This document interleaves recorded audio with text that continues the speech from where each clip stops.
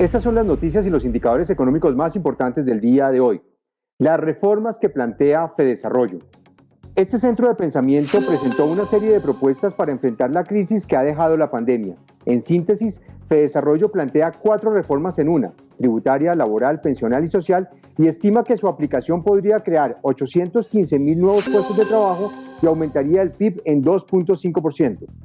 Las iniciativas que fueron presentadas por Luis Fernando Mejía, director de Fedesarrollo, y el economista Eduardo Lora, proponen, por ejemplo, la creación de una renta mínima de monto fijo para los hogares en situación de pobreza, unificando los recursos de programas existentes como el Ingreso Solidario, Familias en Acción y Jóvenes en Acción. Asimismo, plantea universalizar Colombia Mayor y llegar con un monto de 412.000 pesos a las personas mayores de 65 años que se encuentren en situación de pobreza. En materia laboral, proponen que, por ejemplo, los trabajadores que ganen un salario mínimo paguen 0% de aportes a salud y que esta tasa vaya aumentando de manera gradual hasta llegar a un tope del 9% para trabajadores con ingresos mayores a 25 salarios mínimos. En temas tributarios, plantean ampliar la base gravable de la declaración de renta y que se eliminen las exenciones del IVA y se suba de forma gradual hasta el 8%. Esto siempre y cuando se amplíe la compensación del IVA para los 4 primeros deciles de ingresos, que podrían estar en 63.000 pesos mensuales. La mitad de los trabajadores en Colombia son informales. De acuerdo con el DANE, la informalidad laboral terminó el año 2020 en el 49,5% del total de la población ocupada, mientras que en enero de 2021 esa proporción ascendió al 50%. Durante el primer mes de este año, la población ocupada de Colombia fue de 10,6 millones.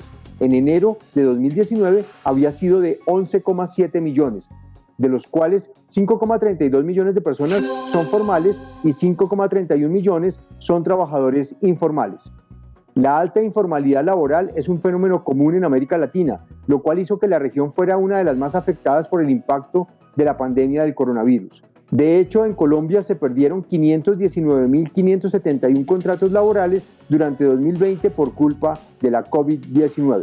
¿Dónde están los arriendos más caros en Bogotá? Un estudio revelado por Aptuno evidenció que Colombia es el país del continente con más índice de arriendos, alcanzando un 34%, mientras que en Estados Unidos, por ejemplo, el índice se ubica en 21%. A nivel nacional, Bogotá ocupa el primer puesto en concentración de arrendamiento, seguida de Medellín. Según explican, de las 10 millones de personas que viven en la capital, aproximadamente 4,5 millones son arrendatarios.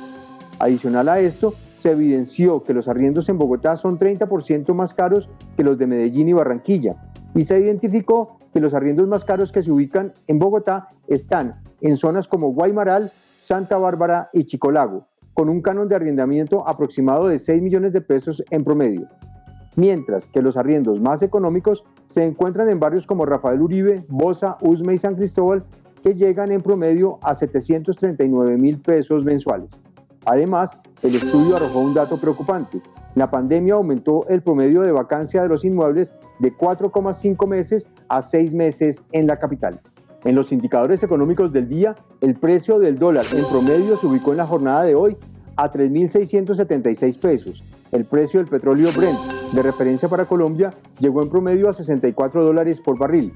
En la Bolsa de Valores de Colombia, las acciones que más sobresalieron en la jornada del día fueron las de Enca y Canacol Energy, que se valorizaron en promedio 10% y 1,08% respectivamente. En la jornada de hoy, cayeron las acciones de Terpel y las preferenciales de Grupo Argos, que se desvalorizaron 3% y 2,6% respectivamente. En otras cifras, Angelina Jolie vendió en $11,5 millones un regalo que le había dado Brad Pitt. Se trata de una obra de arte cuyo autor es Winston Churchill, el ex primer ministro británico, quien además era aficionado a la pintura. La torre de la mezquita Kutubia, como se llama la obra, fue pintada por Churchill durante la Primera Guerra Mundial en su visita a Marruecos. La pintura perteneció a Franklin Roosevelt, a quien Churchill se la había regalado en 1943, cuando se encontraron en Casablanca. La subasta estuvo a cargo de la famosa casa Christie's. Estas fueron las noticias y los indicadores económicos más importantes del día de hoy. Nos vemos mañana.